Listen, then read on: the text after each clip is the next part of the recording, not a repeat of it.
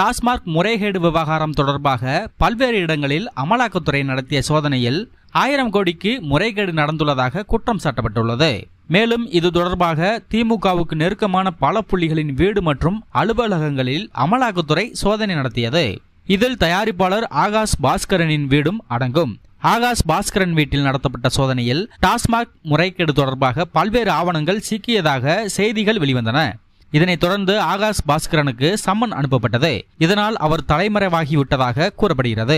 இந்த விவகாரத்தில் தொழிலதிபர் ரத்தீஷ் என்பவரும் அமலாக்கத்துறை வளையத்தில் சிக்கினார். இவரும் தலைமறைவாகியுள்ளதாக கூறப்படுகிறது. இதனிடையே ஆகாஷ் பாஸ்கரன் தயாரிப்பில் STR49, இதயம் முரளி ஆகிய திரைப்படங்களில் நடிக்கும் கயாதுலோகர் ரத்தீஷின் மது விருந்தில் கலந்து கொண்டதாக செய்திகள் வெளிவந்தன. மேலும் இவரை சேர்த்து 40 நடிகைகள் மது விருந்தில் கலந்து கொண்டதாகவும் செய்திகள் பரவியது.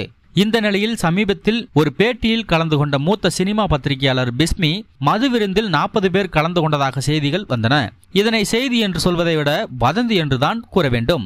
40 நடிகைகளுடன் பார்ட்டி செய்ததாக கூறுகிறார்கள். அந்த செய்தியை பரப்பியவர்களிடம் நான் கேட்பது என்னவென்றால் 40 நடிகைகளை முதலில் ஒரு பட்டியல் போடுங்கள் என்பதுதான்.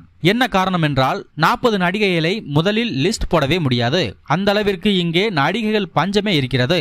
சும்மா வாய்க்கு வந்தபடி 40 நடிகைகளுடன் பார்ட்டி என்ற செய்தியெல்லாம் சுவாரஸ்யத்திற்காக பரப்பியது.